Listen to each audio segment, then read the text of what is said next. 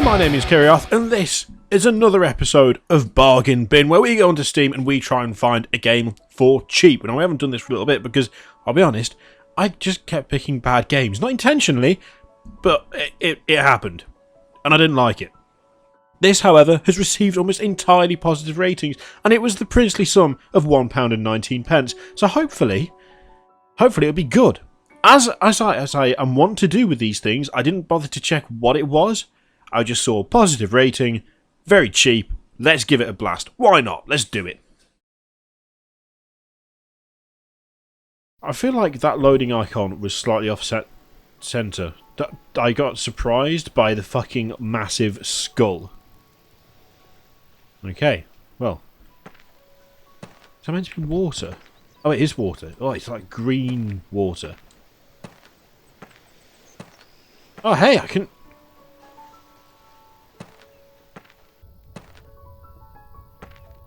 apparently just walk into the depths, which is...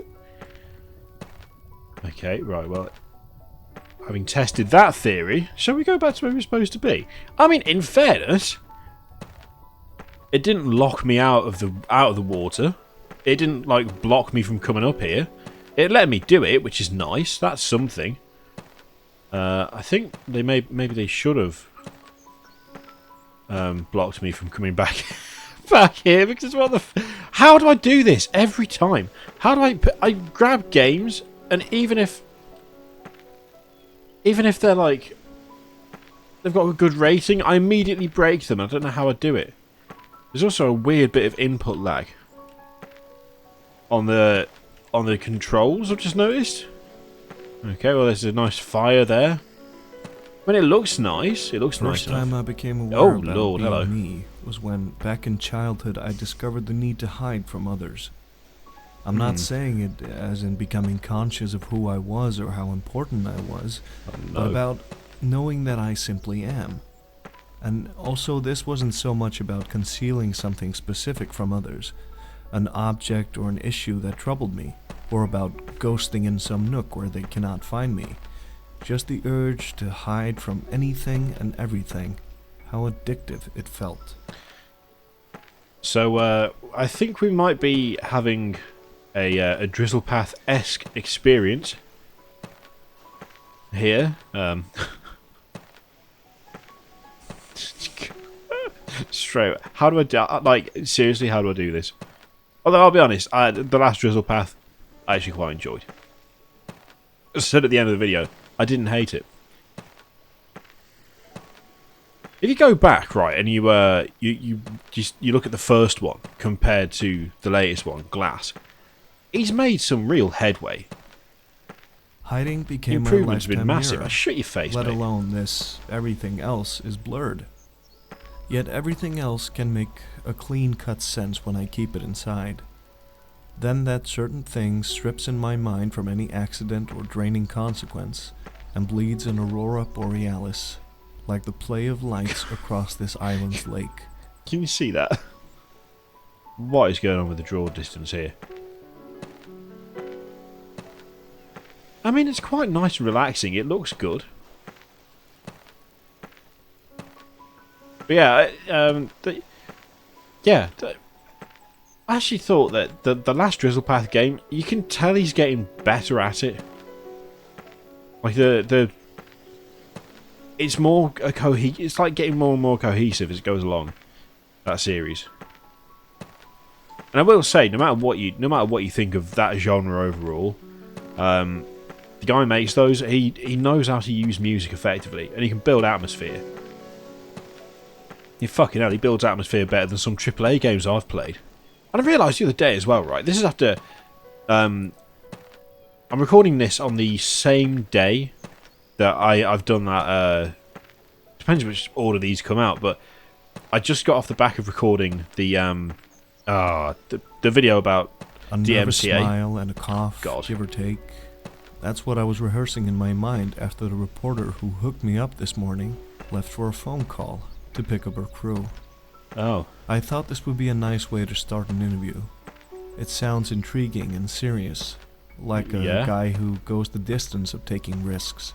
What kind of risks, Mr. Kadik? The reporter would then ask in her mellow voice. A sad smirk from me. But give it time, okay?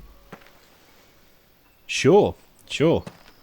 Yeah, I'm recording this off the back of recording that video about the DMCA bullshit that's going down with Sid Alpha and the trademark strike that's been used against Jim Sterling. And whilst I was making that video, like just after I made it, I was thinking to myself that I've played plenty of shit games off devs who've just asset flipped, and I realised that actually, I think Drizzlepath might be the only series of games that I've covered that has been like an obviously like relatively low budget and mostly Unity Unreal 4 assets, from what I can tell, game that is, it just works perfectly. Like I absolutely can't fault him for having a product that is actually functional, which is to say, I mean, it's sad that that's impressive, but it kind of is when you look at some of the garbage that we've played over the years. I've never had one of those games crash. I've never had them glitch out. I've never found a bug. I've never had things fail to spawn or dialogue fail to start. I've never had music like fade in and out when it shouldn't do. They're fucking solidly built. When you look at the cost of them, it's like £4 for what has got to be a lot of work. I can't remember the last time I had an interview. No, me neither. Maybe because it wasn't something special or big. The story that won me that Q&A was still at the beginning. Yeah. Despite what others might think, I'm not, and have never been, into becoming popular or seasoning my name. I actually enjoy hiding. Low profile, less casualties. Quite. I agree. Can I... Oh, that's disappointing. Oh dear, that's not actually physically there. Right. But yeah, I kind of came to the realisation where it's like that's... it's like a low... A relatively, I'm assuming, low budget series of indie games made by one dude, which when you compare them to some stuff like this, I mean, for fuck's sake, look at this. I'm trapped. I'm getting stuck in the scenery. There's objects that don't exist that you can just walk through. There is music, but it's the same plinky plonky piano crap that's been here since we started. There's no variation. He's managed to produce like 4 games, the dude who does Drizzlepath, with full narration, quite clearly and obviously selected music. I came to live on this island all by myself. But it also had to do with the museum, I guess. Ah. I was about to dismiss that Times reporter. By the way, what takes her so long? But there was something in her attitude. No, it wasn't about her, as rude and cynical as this may sound. Oh, well, I agree. Oh, so... Alright, fine. Oh, I can't walk through that one. But it is hovering off the floor. Different. I mean, it's a different approach. No, that one's solid as well. A little bit inconsistent there, but never mind. But yeah, I've developed a bit of a fondness for those games over the years. At the very least, they never broke, and they never fucked me over in terms of crashing recordings or messing up my recording software or anything like that. As she flapped her hair, I could catch a glimpse of a scratch, looking like an I Ching hexagram. Good fortune if you stay on course. I thought she would say the hexagram like scratch, and her voice got all mixed up in my head. Yeah, her voice, mellow yet slightly dramatic with a nicotine tinge. I'll give it over. A nicotine voice that seems to rest on a lion's roar. Nadia, the reporter, reminded me of her. Right. I realise that I've actually said almost nothing about this game. I've just been talking about someone else's game. But, you know, I'm just getting that kind of vibe, to be honest. Which I think is understandable. Walking simulator, narration at spaced intervals. Although the music is nowhere near as good. There's just been like ambient piano stuff stuck in the background. And it feels a bit all over the place. I mean, it's got positive ratings. On Steam, it's mostly positive. Am I supposed to go this way? I also seemingly managed to get lost all the goddamn time. That's my phone just went off. I hope it's something exciting, like my drop pedal being delivered. No, it's William saying something to me on Skype. William, how dare you? You'll hear this later, and then you won't apologise. I know you won't. Shit, I have, bro. I'm trying to put my phone on silent while still walking. Professionalism. There we go. There we go. Now it looks like you can get up here. But yeah, I mean, there's obvious parallels here. You could say, well, Drizzle Path has been inspired by other walking simulators, but I don't know. Those were the first for me. The first walking simulator I think I ever played was Drizzle Path. But it's got a place. It's got its place in my cantankerous old man heart. This feels very random, though. The past days, weeks, months were hard on me and on everyone. The flimsy peace is once again threatened. Terrorist attacks everywhere. My creation and the intellectual environment got out of control. As a matter of fact, Nadia had a point in preferring a lion's roar to a human's roar. In front of the latter, you don't stand a chance. It's as if reality itself had taken a powerful drug it can't wake up from. Yeah. Yeah. I will say that there are bits of this that are not well assembled. Like, I'd assume that this is somewhere they want you to go, but that rock was all gnarly and wasn't fitting properly. There's trees just clipping through the walls. It's like... I'm getting real sick of the music. You need variation. There's no atmosphere to this. There's no atmosphere to it. It's just like a collection of weird random buildings spaced out in a fairly generic landscape. That's something that I've noticed this, a trend of walking simulators. Lots of trees, lots of hills. That's it, you're good to go. Like, there seems to be this kind of feeling that the reason that you play these is just to look at the trees and the hills and the environment. But I would argue that that's how you make a boring simulator, not a walking simulator. There's got to be something in there as well. There's got to be some sort of story, even if it's like random as fuck, like it's just all over the shop, a la Drizzle Path. At least it's entertaining in its weirdness, you know. At least it's like when you've got a crazy amount. I mean, come on, what is this? Why is that a thing? When you've got someone with a seriously heavy Spanish accent, kind of giving weird half philosophical ramblings every 5 minutes, at the very least it is entertaining, you know? Combine it with a good bit of music, an intentional selection of music, and you end up with something that's actually at the very least interesting, even if it's not full of action. Games where it's just an endless landscape that you wander about in, even if there is narration, you need more than that. It needs to be a complete package. Which I've actually come to realise that there's not that many really kind of walking simulator-esque games that give you that complete package. They either just give you the pretty landscape, or they give you the narration. There's very rarely ones that mix both, and there are fewer still that actually use other elements to build up atmosphere. Like, this is all very well, but there's no effects. There's no mist. There's no tension. There's no build up. You know. You say what you like about Drizzle Path, but the very Drizzle Path Glass had quality atmosphere. You fucking compare the atmosphere in that game to like a AAA title, like fucking not a synthetically obtained the last one, Alien brimming with Colonial chemicals, Marines but game. a Fuck homemade me. kitchen drug. Those are the most dangerous. Even here, off the continent, the tension is in the air. Nevertheless, people try to disguise it. They try to be reasonable. Someone has to. Let's do an interview, right? And with whom? with the one who's in some way responsible for it. Well, people don't know that. Okay.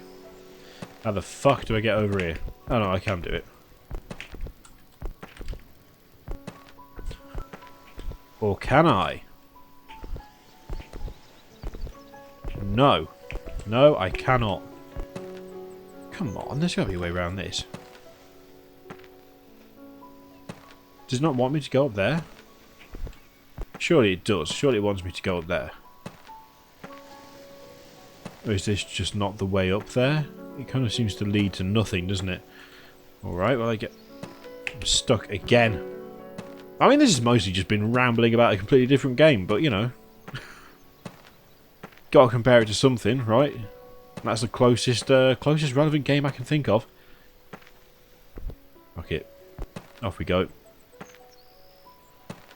I don't think you can get across there. I think it's been intentionally blocked off. Oh dear. Don't do that. It's just annoying, that. Well, it's not the worst walking simulator I've ever played. It's not the best either. It's just sort of it's like a middling, it's like the middle child. It's alright. It'll do. But I would say that maybe not full bargain bin material this, because it's lacking in certain areas, I feel, compared to the competition. £1.20 is dead cheap. I will give it that, but it's not that interesting. To be honest, it's just not that interesting. And I went out of my way to pick one that was cheap with positive reviews. I was kind of hoping for something special out of this, but no, apparently no. No, I'm not feeling it. Not feeling like it's a special title. It's all right, I guess. A lackluster entry, I feel, into the bargain bin series. And there is an element of disappointment to it, because I was like, I will deliberately pick something here, deliberately pick something that is quality, that has the seal of approval from many a person, well, a few people. At £1.20 with positive ratings, surely it can only be a gem, but it's alright. I suppose we'll get to this castle and then I'll probably stop. Unless something amazing occurs. I'm guessing we'll have more narration, and that'll be it. Go way into this, or is it just... It doesn't look like there's a way in. It's a cool looking castle, I'll give them that. I like it.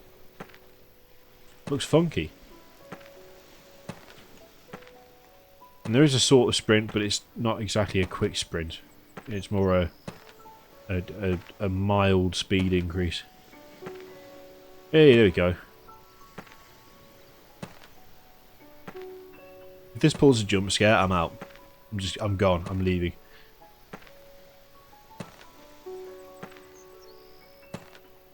I hate games that do that. It's like there's nothing happening, nothing happening. Bang! It's just no, not on. Don't do it. No warning jump scares are like the ultimate cheap shit approach.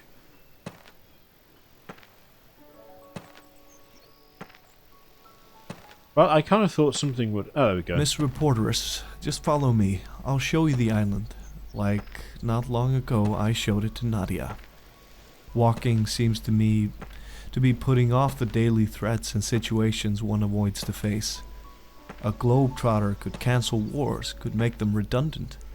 But we'll never be able to cancel his shadow, Kiana said. Okay. Apparently that was an ancient maze. It wasn't that tricky, a maze, because we just walked straight through the middle of it, but... Fine. I'm getting achievements galore for this as well. I don't know, I mean for £1.20. If you want to check it out yourself, then you're not going to lose a huge amount, but... It's not hitting the top of any of my lists, I'll be honest with you. Looks nice, but I don't know. I'm not feeling the rest of it. Anyway, that was Oracle and that was Bargain Bin. If you like the video, then like the video, and my just constant ramblings about people making progress and stuff like that. Feel free to subscribe. There's another link to another video somewhere here, and yeah, I'll see you next time. Thank you very much for watching. Toodaloo.